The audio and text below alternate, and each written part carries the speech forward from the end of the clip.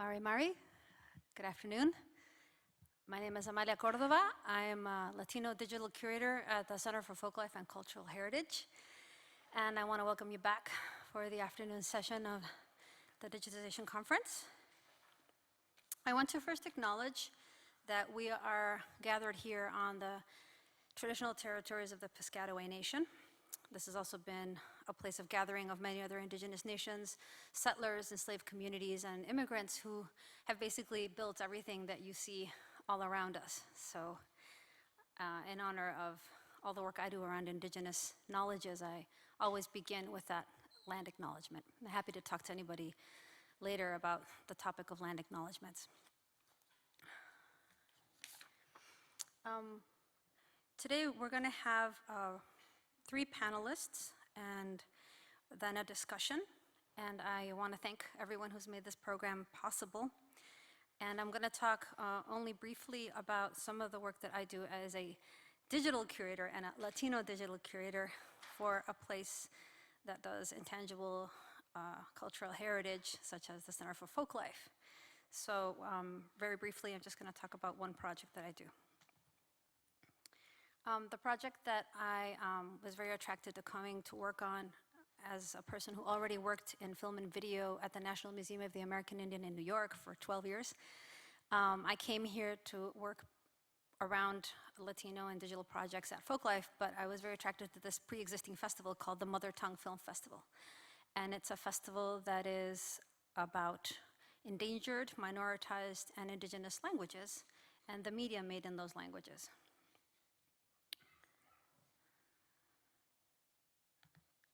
So one of the achievements, I think, of this project, first of all, was to be an inter-unit collaboration. How many of you have worked with other units of the Smithsonian? Raise your hand, please.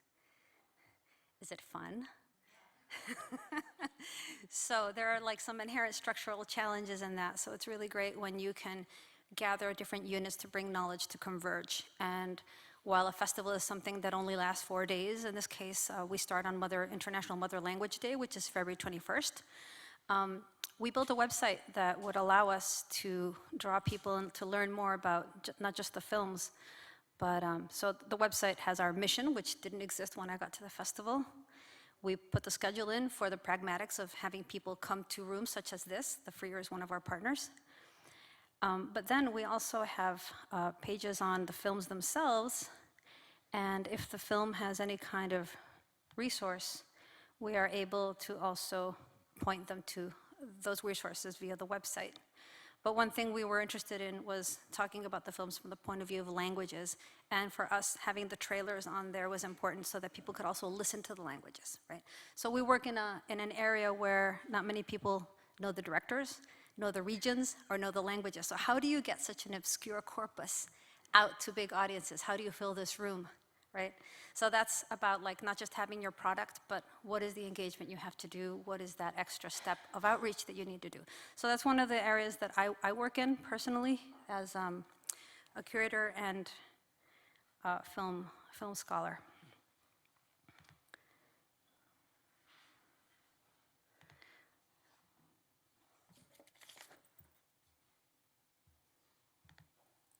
Okay, I think I jumped forth. There we go.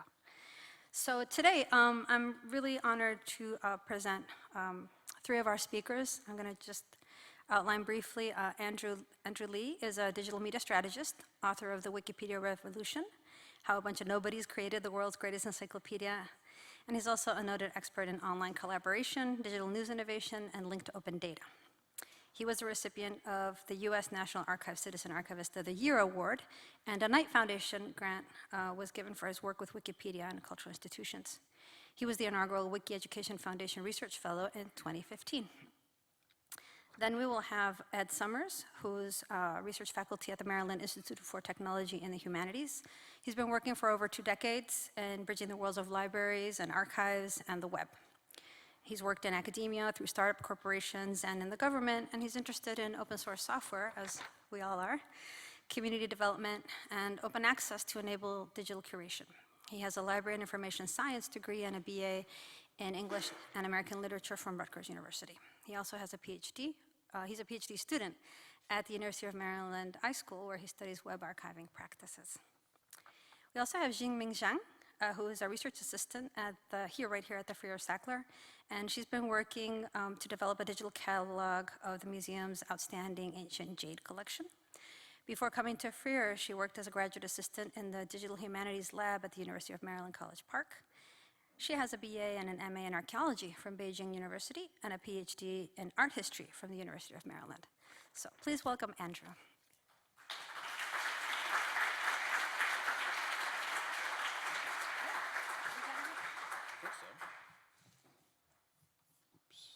That work? Great, thank you so much for having me today. As Amalia said, I am a Wikimedia strategist. I work a lot with the Metropolitan Museum of Art, but I also have a project here with the Smithsonian, and I will hopefully show you both those things. And I want to give you a warning, so please have your phones at the ready, because I'll have you do something with your phone later on that hopefully will be interesting and fun. So as opposed to people who tell you to put your phones away, I'm telling you to pull your phones out to do something interesting. So how many people here have heard of Wikidata before? Wow, that's a lot of people. That's great. So I'm sure you've all heard of Wikipedia, but not all of you might have heard of Wikidata, which is a project that is a structured database that kind of undergirds Wikipedia. So a lot of you know Wikipedia as the site that gives Google a lot of its answers that it presents to you when you do a search. It's helped countless high school and college students to get them out of a pickle for their term papers. If you look at what Wikipedia has right now, the reason why I put it as a little tiny part of the screen is it's actually not that big if you think of all of human knowledge. So English Wikipedia has by far the most articles of any language edition of Wikipedia, but it's still only about 7 million articles. That's about 10 times bigger than Britannica was at its height, but it's still a fraction of what we have in human knowledge. You probably know that there is a database of images that is used for Wikipedia called Wikimedia Commons, and a lot of folks in the GLAM world know of Wikipedia and Commons as a way to upload their images and collections there. But Wikidata is suddenly getting a lot of interest in the GLAM space because it really syncs with what librarians and curators do with metadata and structured data. So imagine that instead of just 7 million notable things, you're dealing with 70 or 700 million of the most notable things in human history. So whereas Wikipedia has a pretty high bar for notability before it deserves an article in Wikipedia, Wikidata wants every author, every filmmaker, every film festival. I'm going to go in and make the entry for the Mother Tongue Film Festival later today. So we want all these things the same way that libraries and museums want all this information in a database format. So Wikidata is this ambition to be the sum of all human knowledge in a structured semantic database. And why is this interesting for this talk today? Well, it's the ultimate connector for all the disparate databases around the world. So one of the things I'm doing with the Met right now is when they announced their open access initiative a few years ago, they wanted to find out what were the incredible ways that the open access content could be used out of the Met.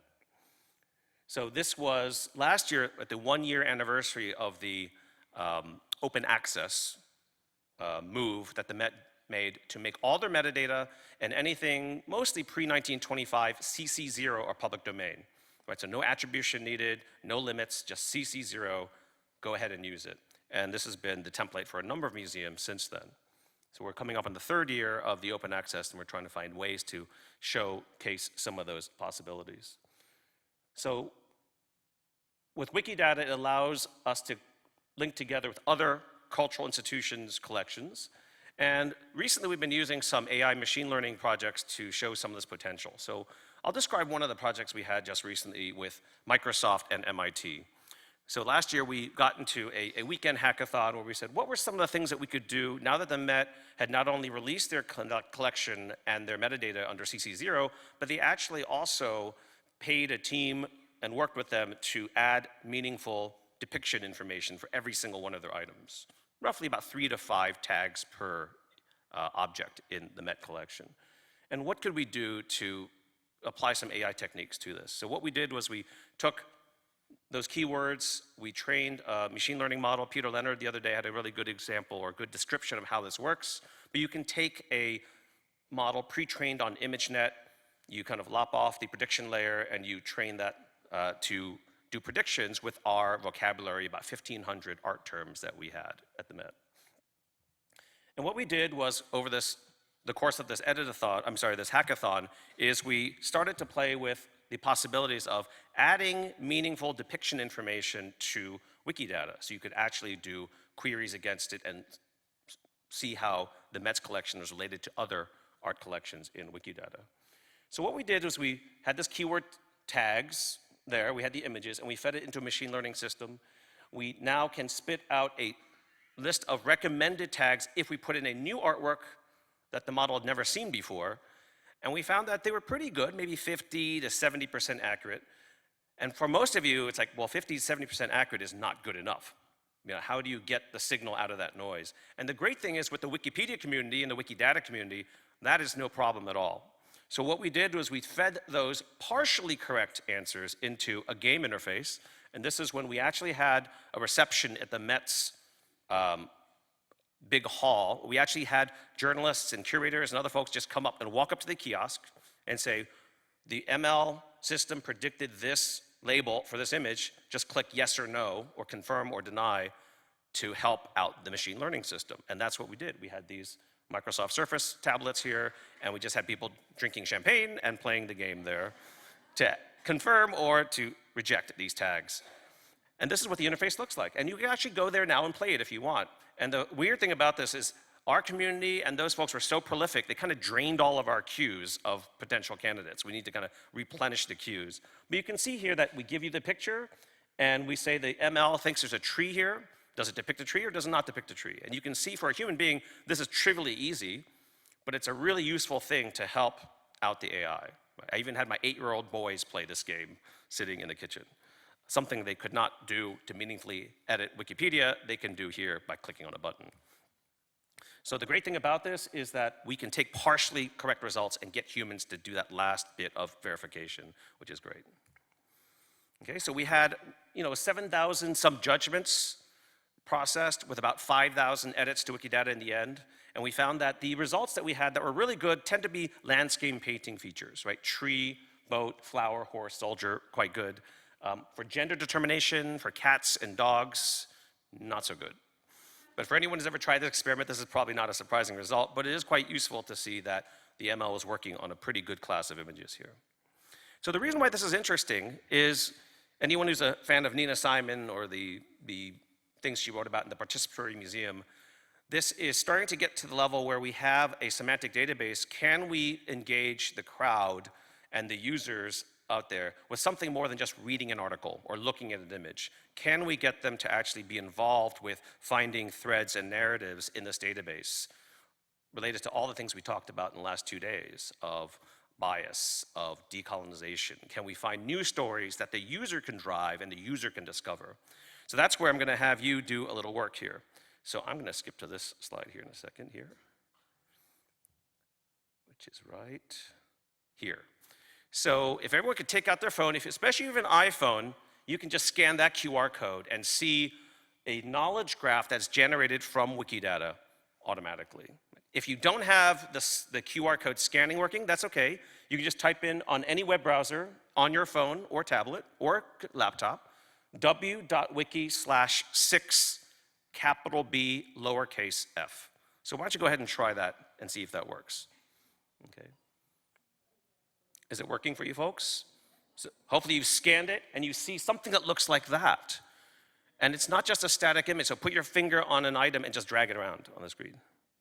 Yeah, it moves. It's animated, it's connections, it's a force-directed graph. If you click on a node, wait for a second, and it'll actually expand to show all the connections it has in Wikidata. So you're doing something that not a lot of people have ever seen before. You are live looking at Wikidata. It's not abstract, it's not linked open data in the abstract, it's live linked open data on your phone, which is a very high-end computing device, right? So this is just showing you the connections among different objects just for the set that I defined here. So the center of this is the Death of Socrates, which is a painting the Met has, but there's a lot of different Death of Socrates paintings at different collections, but if we just have it centered around Socrates as a theme, we get to kind of explore the universe of things that are here, which is really neat, right? So this is just a very simple example, but I thought I'd show you another example that crosses different domains of knowledge. So if we go to a web browser, this is showing you even more complex example here. So if anyone knows this famous painting called The Portrait of Madame X, you can see all the different things here, like that it's a creator is John Singer Sargent right there, and I can actually blow it up like that. Again, this is not a canned demo. This is a live look into Wikidata, our structured database. And you can see all the different things that it connects to. Not just paintings and where they're located, but if you didn't know, this dress, which was quite scandalous at the time, was the inspiration for the black dress that Rita Hayworth wore in Gilda, the movie. And this particular painting was actually the subject of 2 different books because it was such a sensation at the time. So what's really neat about this is that even the curators at the Met had not realized all these connections from the artifact that was under the roof because Wikidata showed all these things together.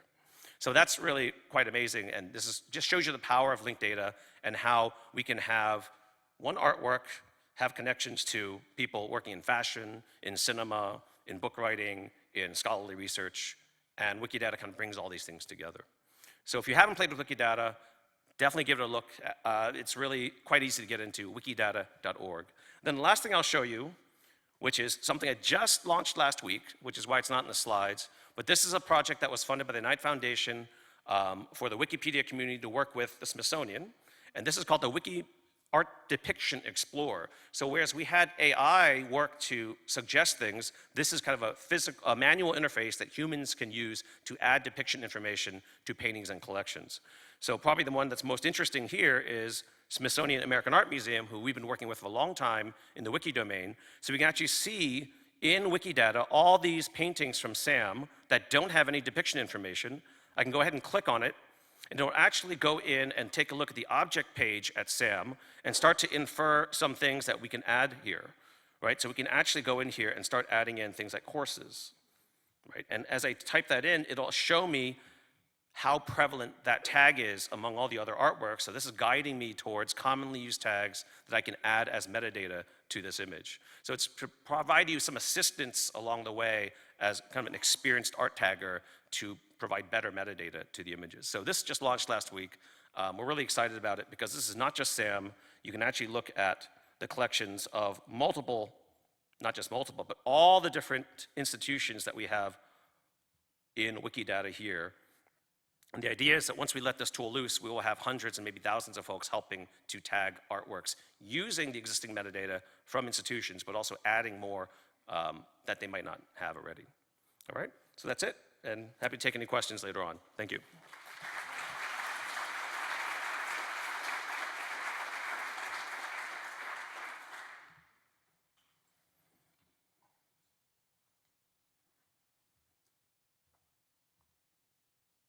That's you.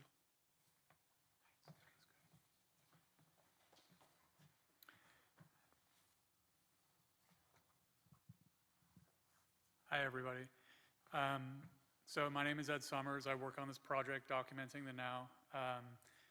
Thank you for the invitation to come here and talk about it today. I actually am here for Burgess Jules, who is one of my collaborators on the project. And he couldn't be here today, so you're hearing me talk, unfortunately, because Burgess is a kind of a force. If anybody out there knows Burgess, you'll know why I'm saying that. I guess I thought I would tell you a little bit about the project, and where it came from and some of the things that we're working on. So some key sort of facts about the project. It started in 2015, or really 2014, but and is currently a partnership between the University of Maryland, the University of Virginia, and this organization called Shift, which is a nonprofit organization that does a lot of work with museums and other cultural heritage organizations. So they're kind of like, have their hands in lots of little things.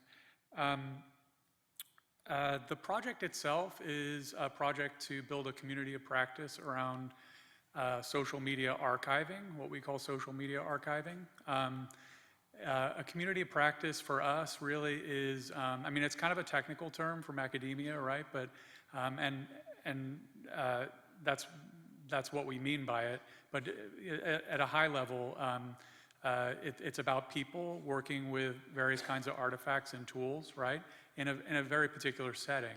And so what we're trying to do is build a community of practice around doing social media archiving work. Really, we started out looking at a variety of different, like this community that we're sort of building had other communities that sort of intersected with it. So the main ones were archivists, researchers, so people who are doing research on the web and on social media. Also activists, so I'll explain in a moment why that's important. And then also technologists. So I'm actually a technologist person, I guess, but yeah, so my role in the project actually is as a technologist. But it's important to note that there's this variety of different actors that are sort of working in this space. So the project did start in 2014 when Michael Brown was killed by a police officer in Ferguson, Missouri. And some of you may remember that while the Black Lives Matter movement and hashtag pre-existed this moment in 2015, the protests and activism that happened in the St. Louis area in a response to the killing of Michael Brown really catalyzed a movement that was a social media movement, but also a boots on the ground movement, right? And so Burgess and I actually started by working as archivists, trying to document what was happening in Twitter and social media. And we did some data collection around what was happening in Ferguson. And that actually grew into a project that brought us to Ferguson, right, where we got to bring a variety of different people together, researchers, activists, archivists, technologists, right, those four different groups. And you can see some of them pictured here in Ferguson. And this really kind of brought us into a really meaningful dialogue with the activists themselves about how they wanted their own social media content to be remembered. That's a big part of this sort of community of practice that we're trying to build, is really oriented around the ethical aspects of doing this kind of work.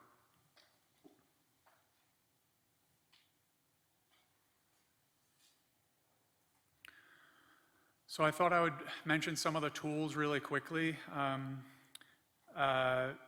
just so that you have an idea of some of the things that we're working on, some of these artifacts, I call them. So they're things that we're hoping that communities of practice will sort of build around, right? Practices will build around the tools, but also that the tools will sort of reflect emergent practices that we're noticing out in the field.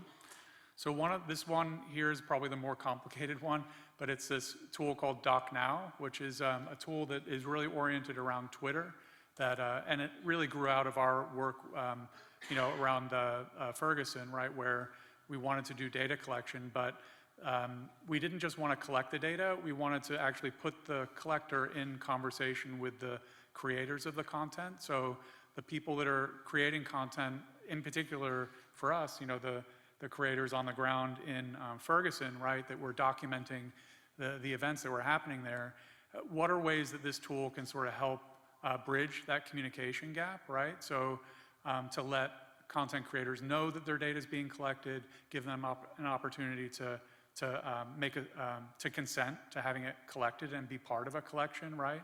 To be remembered for longer than the 5 minutes that a piece of content is in your Twitter timeline. So that's doing a lot of things, and I really don't have time to delve into it too much. But one of the things that it does do is provide you, and this is actually a tool that's still under development, but it lets you see the users that are present in the data, right? Because behind all this data are people, right? And so one of the things that the tool does is provide insight into who is participating in this conversation. And it also lets you see what kind of web content people are sharing. So this is an example I think, yeah, look, searching for the keyword Greta a few weeks ago, and it shows that, I don't know if you can see, but there's like these cards that have websites that were mentioned in the Twitter stream that co-occurred with the word Greta. So the idea there is that if you are doing web archiving of some kind, maybe you'll find material that is relevant for your collection. Another thing that we did, so this is kind of separate from that tool, is build a catalog of data sets. So these are data sets that researchers have created when they've been collecting data from Twitter. And well, the key thing to remember here is that we're not actually distributing the data itself. So we're actually just publishing data sets of IDs. So these are just long numbers that identify each tweet.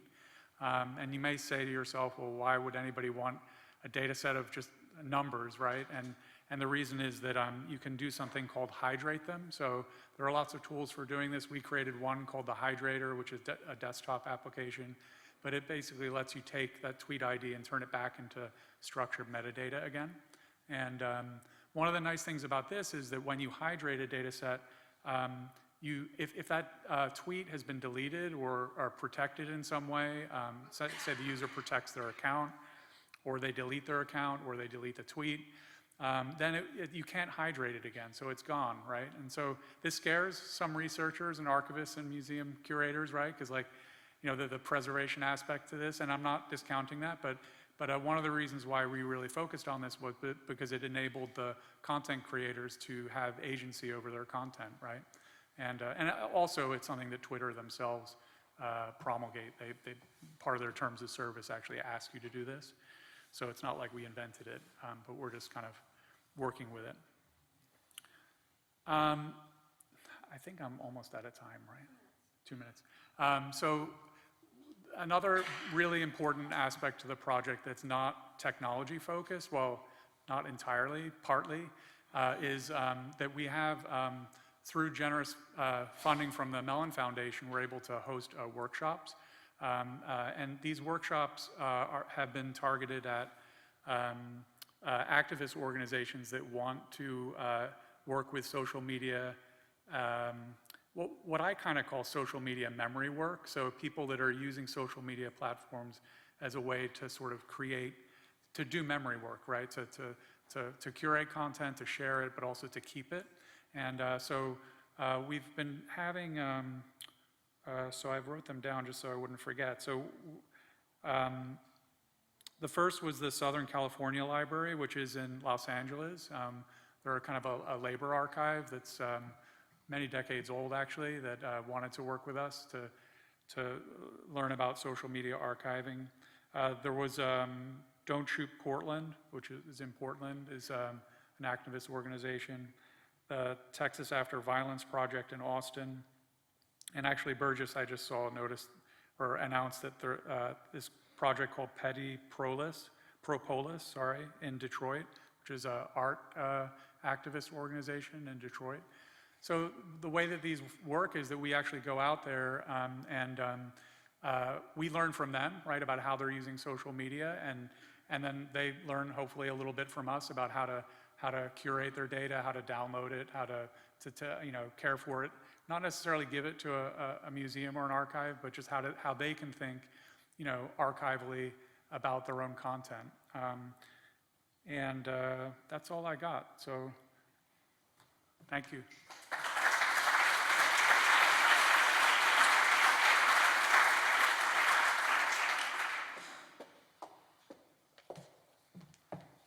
Good afternoon.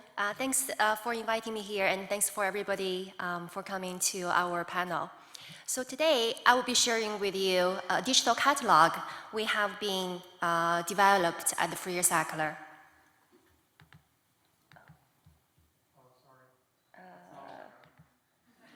Oops. I think I need some help here to bring out the slides. Thank you. Oh, okay. Never mind. Got it.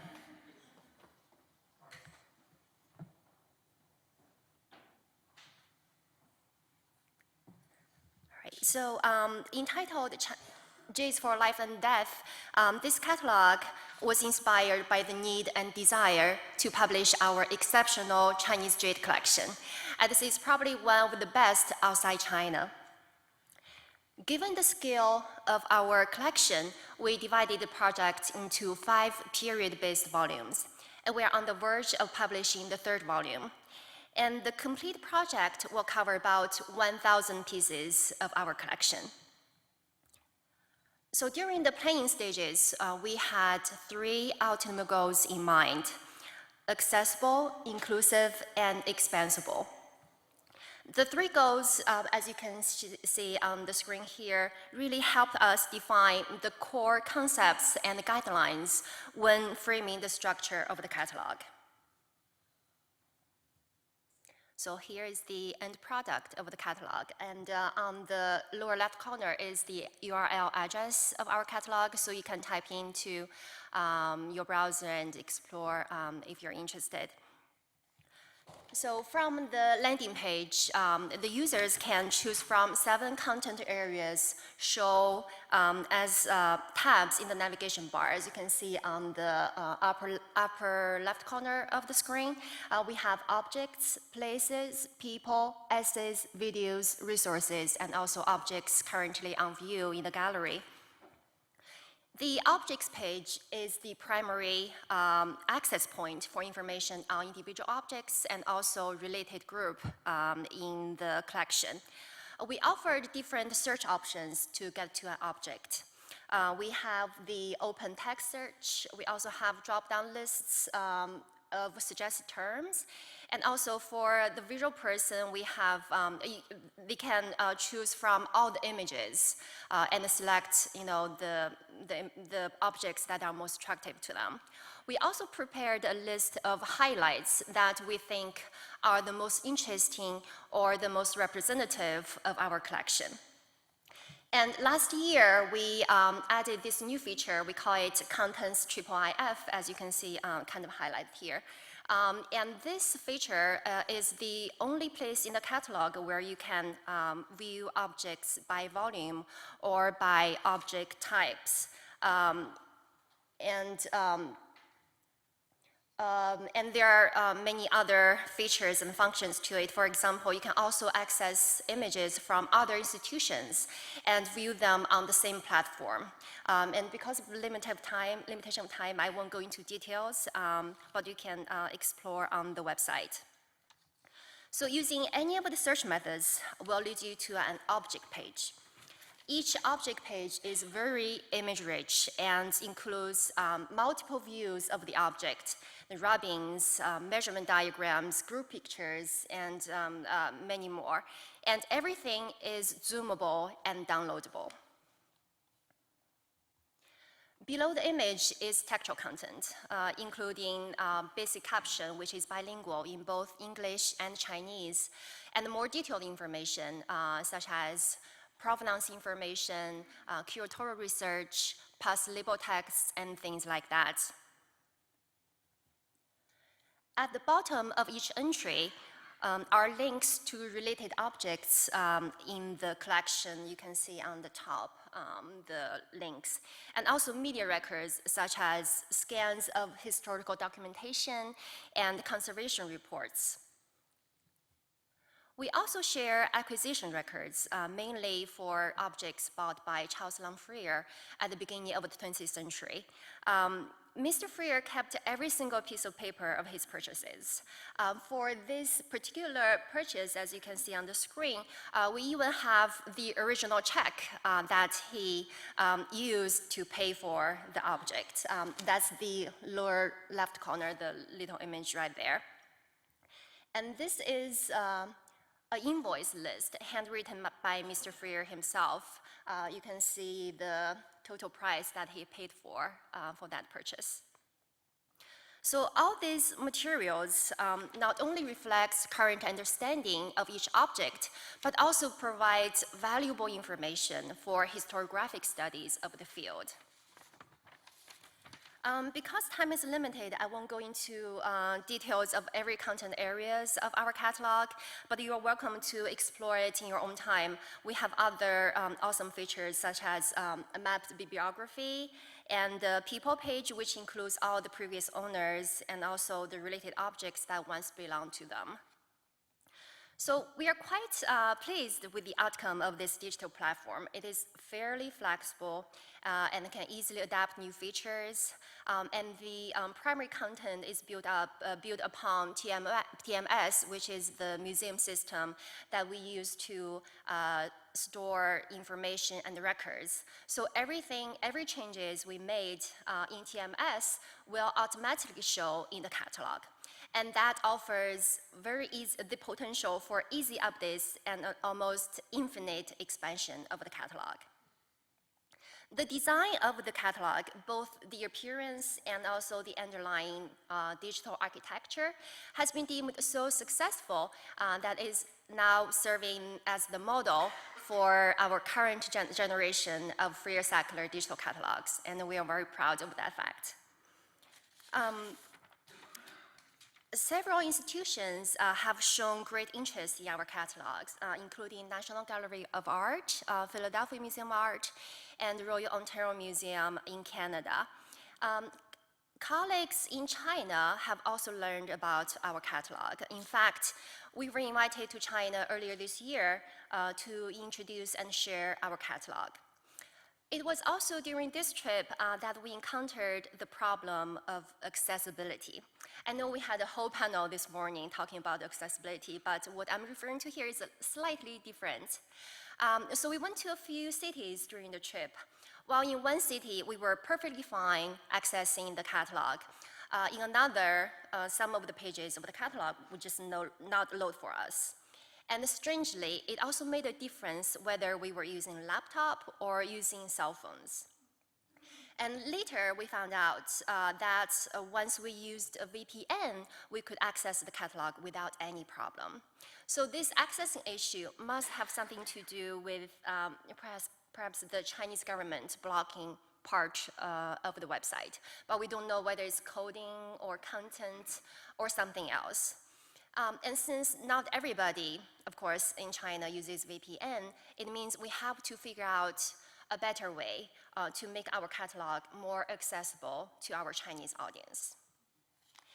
Inspired by our China trip and also to see the usage pattern of our catalog, we asked our amazing web team to run a set of user metrics for us. And here I'm showing you some pages of that report. So you can see from this overview that in the past year, we had over 4,500 visitors to the catalog, and they would browse about 19 pages per visit, and the average duration for each visit is 11 minutes. I think that's pretty good data. It means that most visitors actually took time to explore the catalog and read the content rather than just some random quick clicks. This page of the report lists visitors by countries. We can see that our Chinese visitors are far less than we had expected. It's only about 15% of all the visitors. Besides perhaps not enough publicizing initiatives, I think the biggest pullback here, again, is the issue of accessibility. So we would really appreciate if anybody has any inputs or thoughts or suggestions towards this issue. Before I end my presentation, I want to share with you an interesting question we got asked quite a few times, both mainly in China, but here as well. So when colleagues learned about our digital Jade catalog, the first response they have would be, oh, this is a great catalog, but have you considered publishing a printed version? This is pretty much a recognition and a denial of our work at the same time. I think a takeaway from this is, while I think digital platforms and digital publications is definitely the future trend, we need to make much more effort to really help people, not only from the academic field, but also the general public, to really understand and recognize the meaning and value of digital publications. Thank you.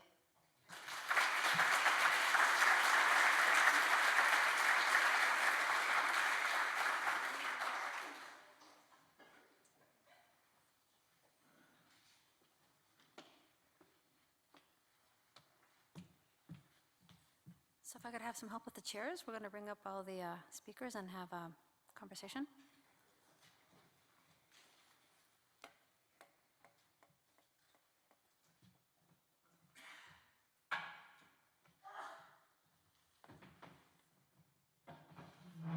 Come on up.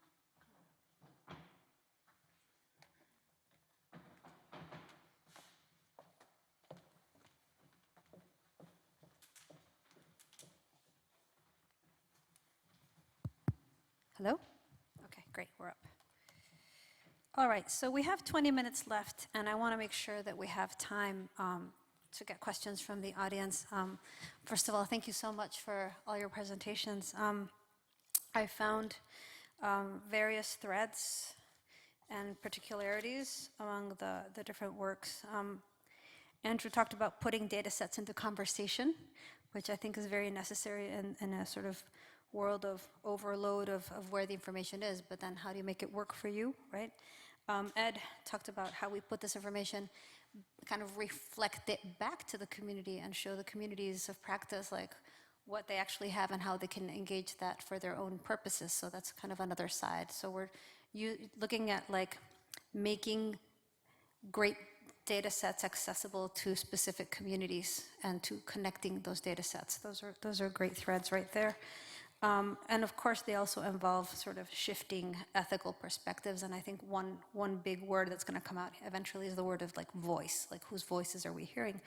And we have that in Jingmin's presentation, this idea of making accessible to also other audiences and other languages. So I want to underscore that much of the work I've done in the past, when our web presence has been bilingual Spanish and English, and now I'm a Latino digital creator, but my website, the Folklife Center, it's so massive, it's so huge, that we have many materials that are multilingual, but they're buried somewhere, so our entry pages are all in English. So how much extra work does it mean, especially in bridging communities, to be actually facilitating the content in other languages to pop up? How do we make that pop up? It's something that I'm really struggling with, because now, like, the Folklife Center isn't just a bilingual place, it's a multilingual place, and the world today is a multilingual place, right? And I think collecting stats on the usage is foundational. Like, I think it's very important. Like, that's when your project can really read itself back to the makers of the project and to see like what can still be tweaked, and sort of building in the correctives, the immediacy of changes in the information that's being uploaded being quick, so that as new research becomes available, as correctives, as things change, the information there, you don't have to go back and update, but the updating is actually part of your life, right? And it's part of the project. So how we see our projects is not just final projects, but more like processes, right? Those are some of the things that I just wanted to talk about. And I think in terms of your last presentation, I was wondering if the actual content, the descriptions of the objects that are online, very beautiful and polished, are they authored? Do the curators sign, or is it the sort of institutional voice? Like, where are we going with this issue of voice? So right now, the description of each object, we try to use the archival, like the description that we got when we first got object, like more like archival records of the descriptions. But we also have like different, like curatorial research history along the time. So in different times, curators will have different understanding of each piece. So that will also show in the catalog.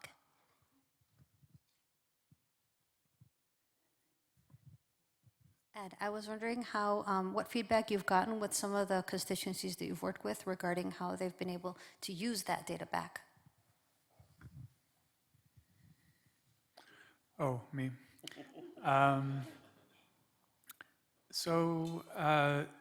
Actually, we're kind of just at the early stages of these workshops where we're focused on activist groups getting their own content out of social media platforms. We're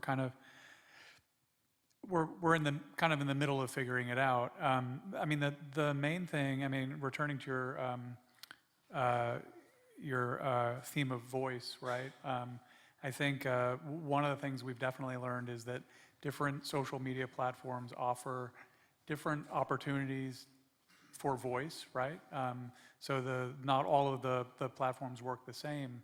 I mean, maybe it's a trite example, but like the way that like Snapchat, for example, will delete your posts after a certain period of time versus the way that Twitter works where you send a tweet and you have a URL on the web forever unless you decide to remove it, right? Or until Twitter goes away. But or the web goes away. Where was I going with that? Yeah, the different voice. And I guess the thing that we've learned talking to these activist groups is that they have different platforms that they use, right? And for particular purposes. And ideas about how I mean, we've really focused, if you haven't done it before and you do use social media, we have like a zine that we published that we've been sort of working through. It got produced out of some of these workshops that Alexandra Dolan Moscal, she's one of the designers on the project, or she is the designer anyway, but she put together this zine, which is about how to download your social media archive from Instagram and Facebook and Twitter, and to get people thinking about what's in the archive and what isn't, and also how they can use that data as part of their own records of the activist organization, right? I don't know if that's a really long-winded way of answering your question, but yeah. So Andrew, I'm super stimulated by what you can do with this. It seems like really powerful, and it does offer a lot of potential for decolonization, right?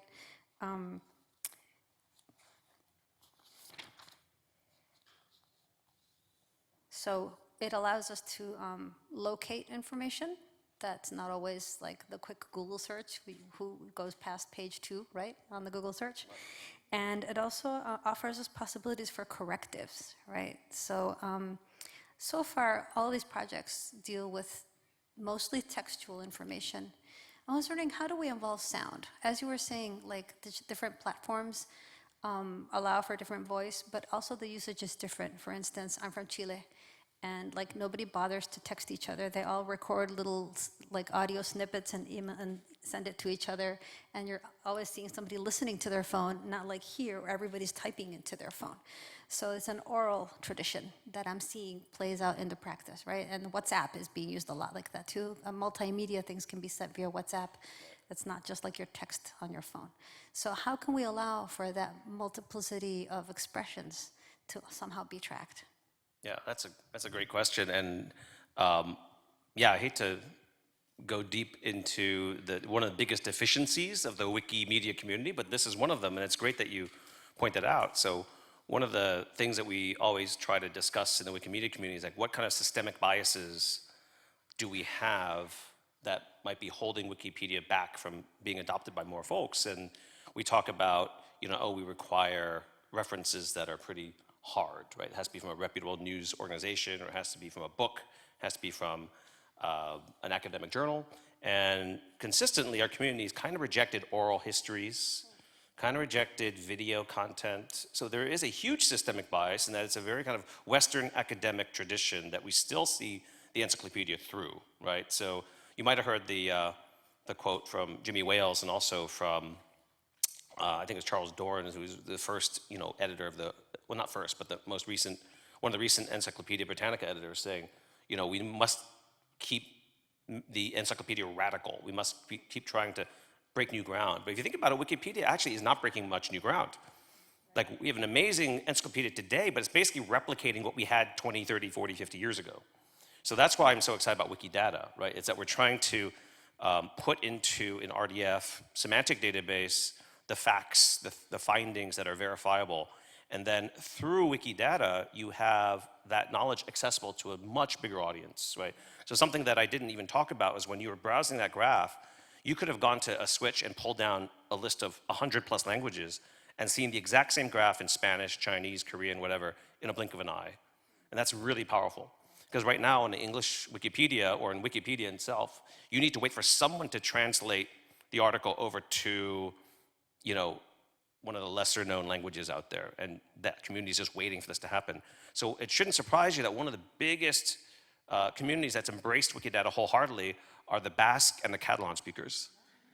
And their excuse is like, we can't wait for people who speak Basque and Catalan to translate stuff. There's not enough of us.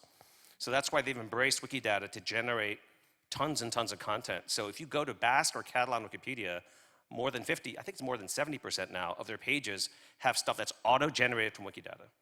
Because they say, we can't wait for native speakers and writers to write this content for us, which is pretty cool, right? But the funny thing is, the most conservative community in Wikipedia world is the English Wikipedia. They're basically saying, we've done it, we've 7 million articles, why do we need to do it the Wikidata way? So that's kind of interesting. The smaller communities of need are embracing Wikidata, and the big one that's dominant is a little bit slow to the party in this sense. And I just want to make a plug that like the Folklife Festival in the past 3 years has presented programs on Catalonia and Basque. And last year's Catalonia program had an unprecedented social media life of its own. And we didn't know what was up with that, but you're kind of helping me answer that question. Okay, so I guess I'm gonna open it up for questions right now. We have some time. How do we do this? There is a mic. Great, 2 mics, 1 on each side, I hope. Right in the back, please.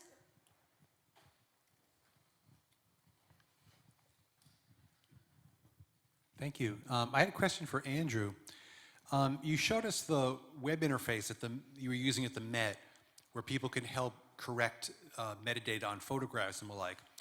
And you referred to it as a game, but you didn't really go into what are the game mechanics? What is the actual game-like aspect of it? And why did you decide to make it a game rather than just have people answer the questions? Yeah, so the interesting thing is that the game that we implemented for the depict statements generated from AI and to help verify, we're just one tiny bit of a whole game ecosystem that already exists in Wikidata. So if you go to, if you look up just Google distributed game Wikidata, you'll find dozens and dozens of other games, including like, is this the right birthday for this person? Or is this a good picture for this topic? So we already have that kind of framework. So all I did was plug into that framework, this depiction game, the way that you saw it there, right? So the nice thing about this, it works on mobile, it works on desktop. You just hit a button and you're automatically helping to generate useful statements. So there is like a scoreboard, like a weekly scoreboard and leaderboard. So you can kind of see if you're at the top of the heap or second place or third place. I don't think that's the main motivation for people, but it's kind of fun to see how you're faring against other volunteers in the community. Anyone else?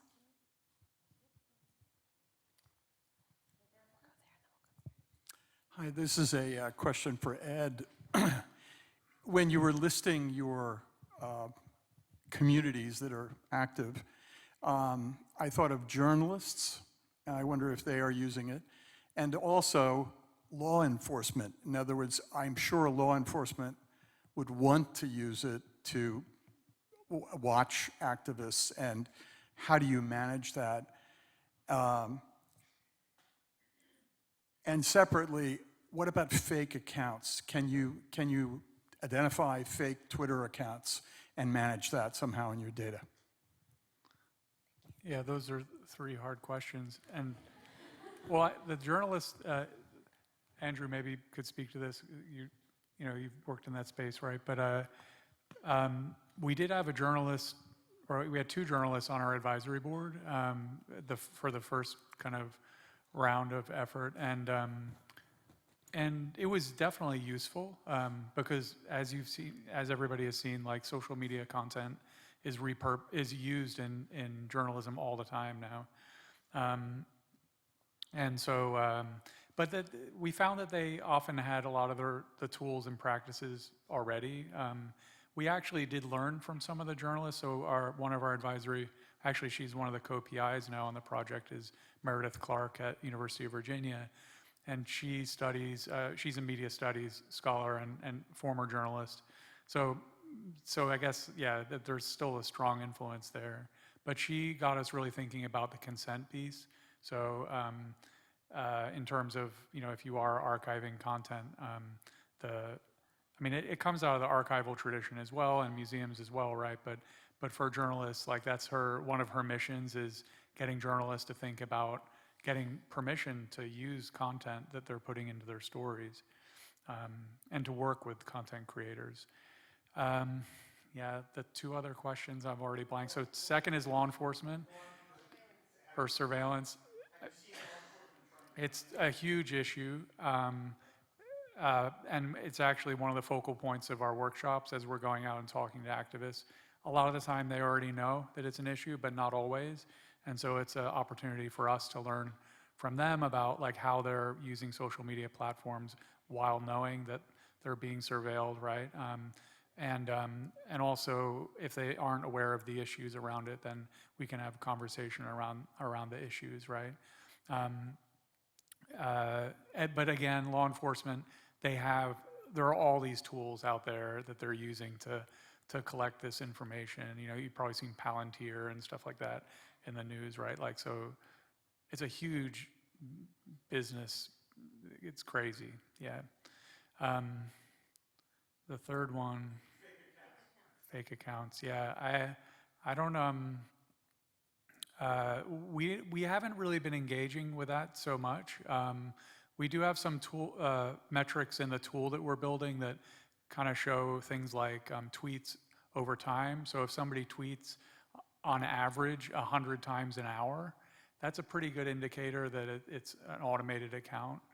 Things like that, but it's very difficult, particularly now that there are lots of these, what they call cyborg accounts, where they're partially automated. There's a person behind it, manipulating it in some way, but then also automating different actions. So it's difficult, and we don't have a silver bullet for it. Just to round that out, I think that also the whole idea of surveillance and of also fake accounts and sources, I think that really circles back and brings us to a good place of what it means to work at the Smithsonian. Because what we put out there has kind of a value.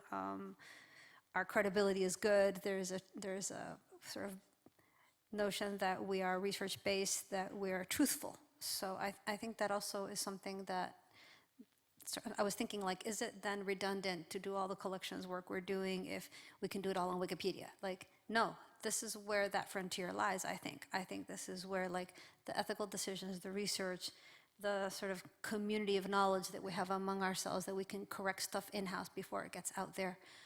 So that, I think, circles back and brings us right here to, like, where the value lies in producing knowledge within this institution. Question over there? My question is kind of a follow-up to that point right there. Andrew, when you're talking about the game and people are having a good time and they're playing the game and they're verifying things, but they're also drinking champagne by the time they get like 15, drinks in, how do you ensure, how do you put some things in place, what is in place in order to verify that what people are saying is valid information is actually valid information? And we only have 1 minute. Yep. Wow, 1 minute to address all that. But I think the quick answer is, and this freaked out a lot of the curators, saying, okay, how many determinations do you need before you make it a live edit? 1, it's live, even if that stranger just hit that button. And they're like, what? How could you do that? Well, because we have 15 plus years of vandalism detection. We actually have an AI bot in the background that looks at who made the edit. Are they new? What kind of edit is it? Does it look fishy? And we actually have a whole monitoring system on the back end. So we as a community and Wikimedia folks would rather people be bold and just do it, and we'll clean up after you, rather than say, no, you need to do it 3 times and prove that you're a good person. We try to invert that equation and just say, we assume you're a good person, and until we know otherwise, we'll treat you as a good person. I think that's the basic answer. Thank you very much. All right, we've got a break now, all right?